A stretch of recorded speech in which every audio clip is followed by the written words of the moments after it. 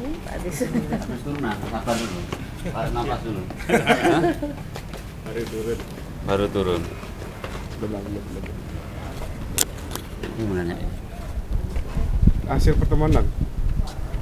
Jadi memang terkait dengan adanya video viral dari Bajing Kids itu kami mendapat atensi dari Bapak Kapolda untuk segera mengklarifikasi dan menyelesaikan permasalahan ini.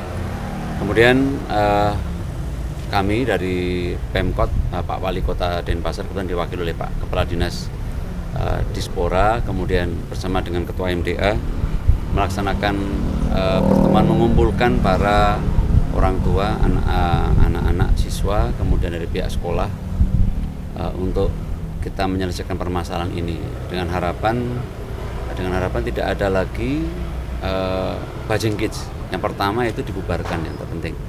Yang kedua kemudian mereka membuat surat pernyataan untuk tidak lagi bergabung dan bersedia tidak berhubungan lagi dengan beberapa temannya di luar. Kemudian bersepakat juga untuk tidak lagi terlibat dalam Bajing Kids dan siap untuk membubarkan diri untuk kelompoknya tersebut.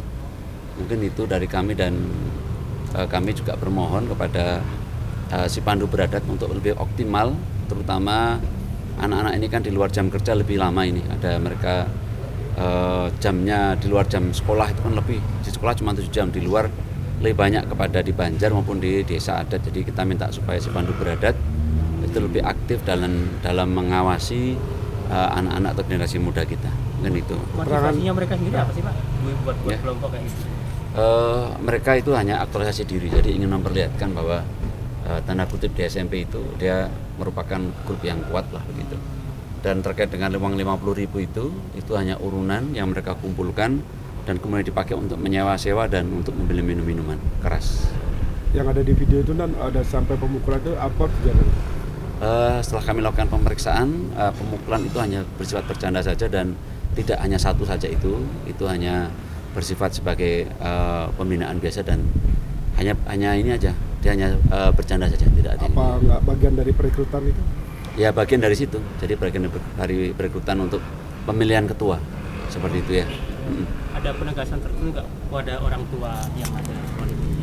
Ya pasti kita tegaskan bahwa kita ikut mengawasi. Jadi apa yang disampaikan Pak Kepala Dinas bahwa hanya 7 jam di sekolah saja. Jadi peran pentingnya adalah peran penting orang tua dan lingkungan tanda kutip. Makanya kami minta supaya tadi kami mengajak dari Ketua Majelis Adat, Ketua MDA untuk kita bersama-sama dengan mengedepankan fungsi si pandu beradat supaya saling mengawasi lah di lingkungannya. Lebih seperti itu Pak. Sampai Pak. Ada. Mungkin dari dinas sendiri. Upaya ya. Terima kasih. Saya sangat berterima kasih dan mengapresiasi Bapak Kapolresta sudah dengan cepat menangani anak-anak kami yang dalam tanda kutip agak nakal ini. Dan juga kami himbau kepada orang tua juga agar ikut mengawasi anak-anak mereka, karena seperti yang dikatakan Pak Kapolresta tadi, di sekolah hanya 7 jam, lagi 17 jam itu ada di rumah, sehingga orang tua ikut berperan aktif mengawasi jikalau anaknya keluar sudah lebih dari jam 10 gitu. Dan juga hari Senin ini kami panggil semua kepala sekolah untuk juga kami informasikan agar bisa juga mengecek di masing-masing sekolah agar tidak terjadi hal-hal yang tidak kita inginkan di dunia pendidikan seperti ini. Berarti pihak sekolah belum atau tidak ada mendengarkan? Lebih sibuk lah. Ya, baik, terima kasih.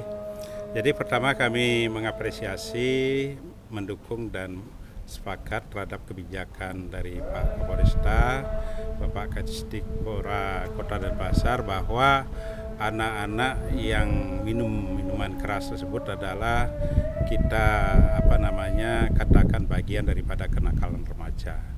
Nah, oleh karena itu kita tangani dengan sangat bijak untuk mereka kembali ke sekolah untuk belajar tentunya. Nah, oleh karena itu dalam pengawasan nanti di lingkungan masyarakat, kami selaku majelis yang membawahi desa adat yang wilayahin nanti daripada keberadaan sekolah, keberadaan siswa, Nah itu tentunya kami akan kerahkan dari Sipandu Beradat dan tentunya yang paling terbawa adalah Polisi Banjar. Nah jadi bagi ada nanti sekolah yang lagi mengalami anak-anaknya nakal dalam arti ada minum keras dan sebagainya bisa melapor kepada Sipandu Beradat yaitu Polisi Banjar dan itu bisa direspon cepat untuk menangani dari segi untuk ketertiban keamanan dan supaya nanti kota Denpasar ini betul-betul menjadi nyaman seperti itu. Fasilitas khusus yang diberikan oleh pastinya Nggak ada. Jadi memang kita juga masih kita akan proses panggil ya pemilik villa. Tapi dalam artian anak-anak ini kan mereka mengumpulkan uang 50.000 tadi untuk menyewa villa dan untuk mengambil minum-minuman. Kami juga nanti akan berkoordinasi dengan PHRI untuk menyampaikan bahwa jika ada nanti anak di bawah umur dan sebagainya, mohon untuk bisa istilahnya